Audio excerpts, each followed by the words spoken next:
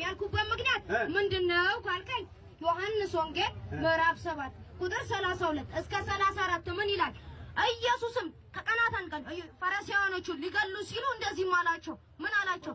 ወደ አምላኬና ወደ አባቴ እሄዳለሁ፣ ትፈልጉኛላችሁ አታገኙኝ፣ እኔ ወደ አለሁበትም ልትመጡ ፈጽሞ አትችሉም ማለት ስማኛ አልችሉም አላቸው። ለምን አግኝተው ሰቀሉት? አንድ ወይስ የኢየሩሳሌም ሰዎች ኢየሱስን ሰቀሉት ያላችሁ ይሁዳዎች ክንፍ አላቸው ወይስ ከየት አመጣው? ወደ ሰማይ መውጣት ማንም አይችልም። እርሱስ ኢየሱስ ክርስቶስ አርጓል፣ ግን ደግሞ ማለት ነው ከአላህ ፍቃድ እንጂ ከራሱ አይደለም።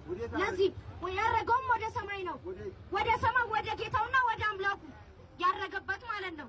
አርጓል፣ እርሱም በቤተልሔም ቁጭ ብሎ ያረገው ማለት ነው። ለዚህ ደግሞ እንደዚህ ብዬ መለስኩልህ። ይሄ ደግሞ ተነስቶ ነው ሳይሞት በፊት ነው ያረገው። ልንገርህ አሁንም ስማኝ፣ ከሞት ተነስቶ ነው ሳይሞት ነው ያረገው።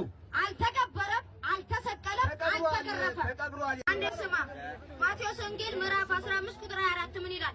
እኔ የተላኩት ለጠፉ በጎች ለእስራኤል ቤት ነው ብሎ ተናግሯል። ለዚህ ደግሞ ኢየሱስ ለዓለም ሁሉ አልተላከም። ለዓለም መጥቷል። ለዓለም መጥቷል። መረጃ እኔ ለዓለም ሁሉ ነው የተላኩት የሚል ቀጥተኛ ነው እንጂ ማለት ነው። ስማኛ፣ ስማኝ